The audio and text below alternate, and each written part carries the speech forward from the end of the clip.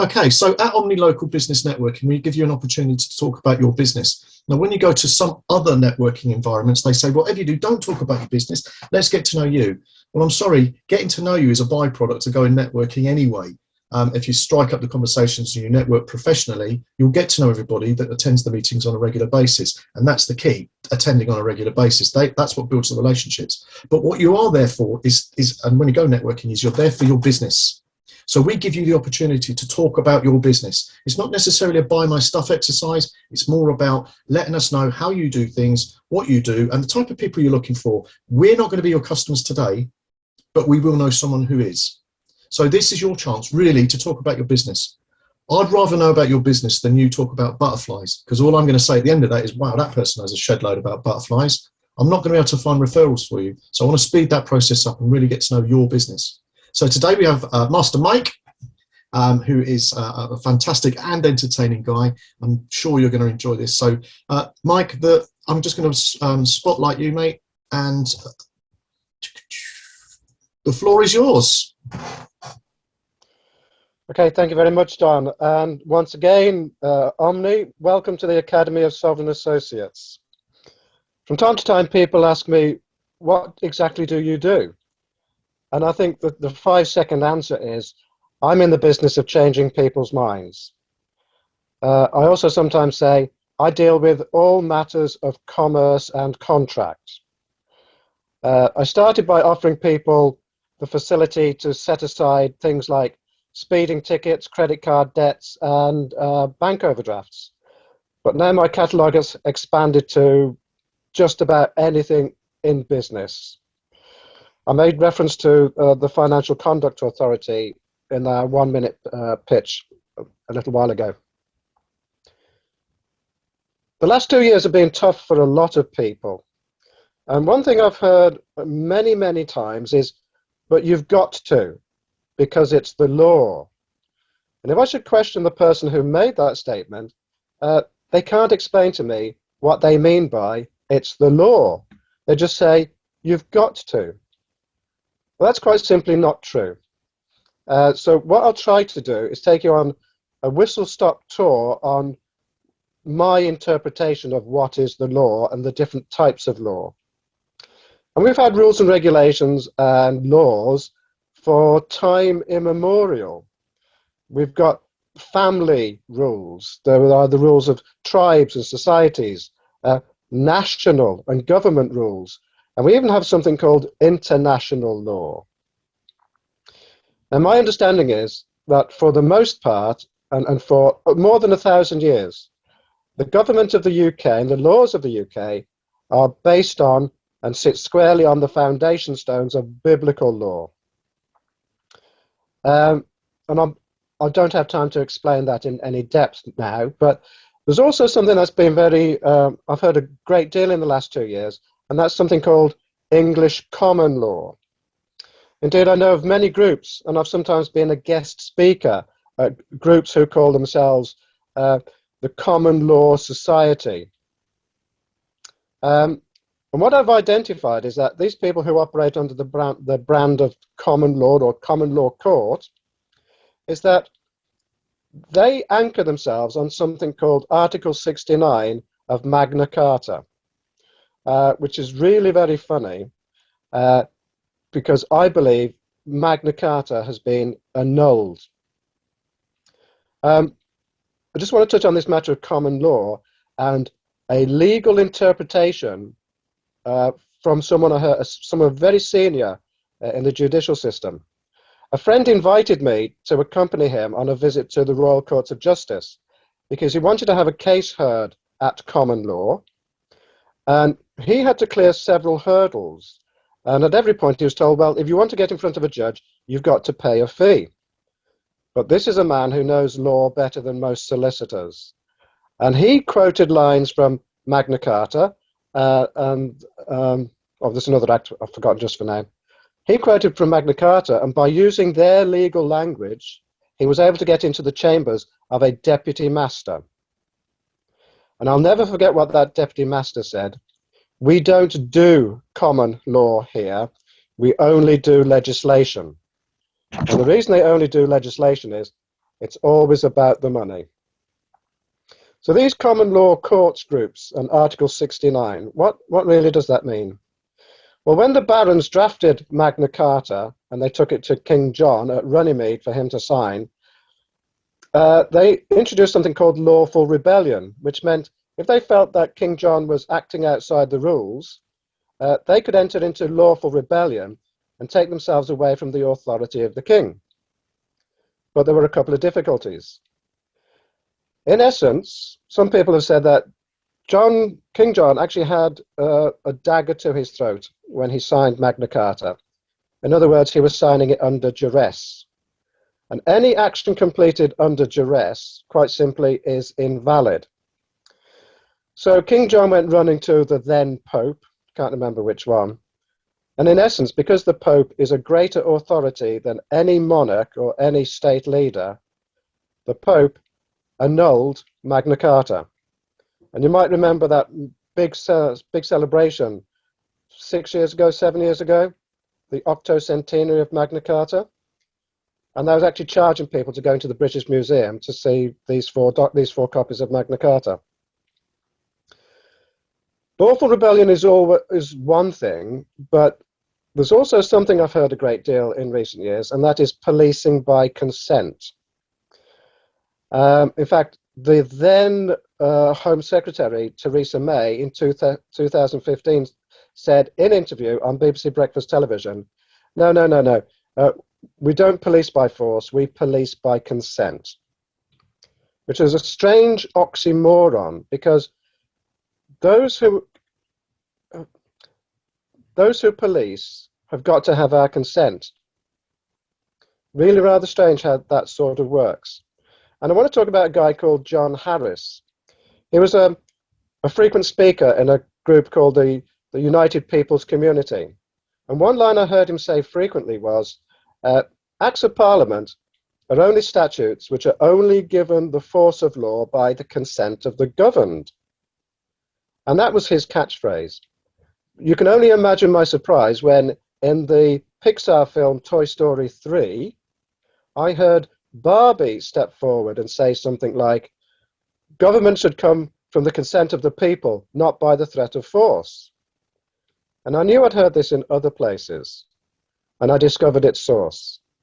It's a paraphrase of the third line of the second paragraph of the American Declaration of Independence, which tells us that the authority of the government should come from the people, not by the threat of force. And then again, I made reference to the police and policing by consent. Well, there's actually an Act of Parliament which is in place to control and govern the police and their behaviour. It's called the Police and Criminal Evidence Act. And I know from my own personal experiences that at least some stations have an officer called the Pace Compliance Officer or the Pace Compliance Inspector. He's there to make sure that the constables do their job in accordance with the rules of the book. So, policing by consent. Within the Police and Criminal Evidence Act, and Section 76 is the section that deals with confessions. And it tells us if any confession is obtained by oppression, then it cannot be presented as evidence before magistrates. And on my most recent visit to Hatfield Police Station, when I was held for 24 hours, I was invited into an interview under caution. The first line of the interview under caution is, you don't have to say anything. And the constable advised me or briefed me that if there was any question I didn't want to answer, I was to say, for the benefit of the tape, I was to say no comment. But even in the saying of no comment, they will take that and they will use it against you. So he started the caution with, you don't have to say anything, and finished with the question, do you understand? And I just kept my mouth shut. And he was most annoyed that he didn't get any answers to any of his 20 questions. And after the recording device was switched off, he actually attempted to bully me by threatening to seize hold of the money that had been found in my pockets when I was brought into the station.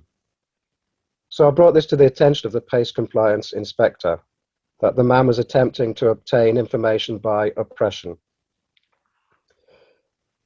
In my adventures in legal land, I've identified at least 6 different types of law, and I use an acronym BRANCH. And some people here will be familiar with the phrase, the branch of David.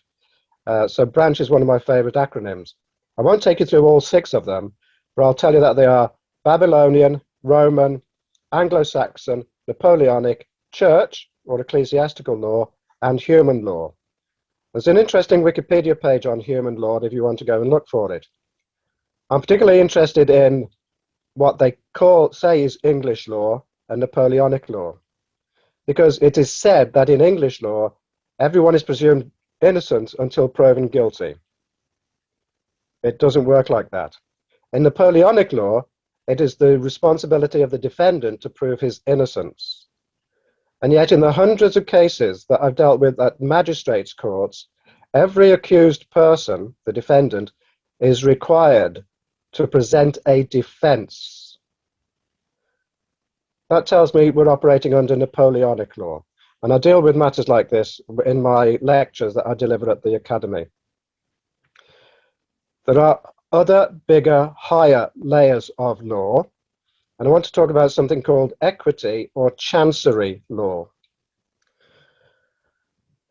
At the time of King Richard the Lionheart's crusades into the Holy Land, the knights and nobles of the land, the landed gentry, would go over to the Middle East, but in their absence, they would invite a neighboring farmer or nobleman to take care of the estate while he was away. Well, there was one occasion when the homesteading nobleman, seeing his neighbor go off to the crusades, reckoned, well, he's going to war, perhaps he's going to die. So he ruthlessly seized his neighbor's property and evicted his family. Fortunately, the crusader returned from the wars unharmed, found his property seized, and appealed to the king. And it was from that incident that we have things called equity and chancery. And it really is about remaining in honor at all times. The reason I'm telling you this is if you ever get into any legal wrangles in matters of commerce and contract, you will generally be dragged into legislation. And I've already explained that the defendant is required to present a defense to prove his innocence. You must avoid legislation and only ever aim for equity. And I want to tell you about one former student of mine, a builder by trade, who was self-taught in matters of law and alternative medicines. We lost touch for about 4 or 5 years, and then he got in contact with me again. And he was then working sort of as a litigant in person, or maybe as an advocate, in the courts of chancery. And a product that he and a friend had created was to be able to recover every single penny that anybody had ever made payments in mortgages. Because every mortgage since 1989, quite simply, was created on a fraudulent instrument. And it's quite possible to recover every single penny you've ever paid if you apply the laws of equity. You're calling the mortgage people to account, calling the banks and building societies to account for their fraudulent activity. Apart from telling you that, I'm going to close by giving you a single simple gift, because I'm satisfied that everything, every single engagement, whether it's joining your friends down the pub for a drink or coming to an Omni meeting, is a matter of contract, as is the double yellow line markings on the road. You know that if you park on a single or double yellow line, it's possible that you're going to get a penalty charge notice. So you take a risk. It is a matter of contract, and you might expect it. But there are rules of the contract that apply to both parties. And the rules for the local council who paint those lines on the road are these. The lines they paint must be in accordance with specifications, and they must be up to spec.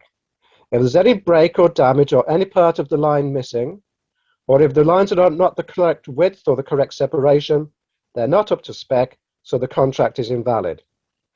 And a recent student of mine phoned me up really very excited because he'd got a penalty charge notice because he stopped his vehicle in a cross-hatched area while trying to turn right at a set of traffic lights. And the council pointed out to him that they had photographic evidence of this. Please click here and put your vehicle details in the box to look at the image. So he did. And he noticed that the cross-hatching in this cross-hatch box was not on the diagonal, as they should have been, but the lines were parallel with the sides of the box. So he brought this to the attention of the council, and because their lines were not within the contract, within the specifications, they cancelled the penalty charge notice.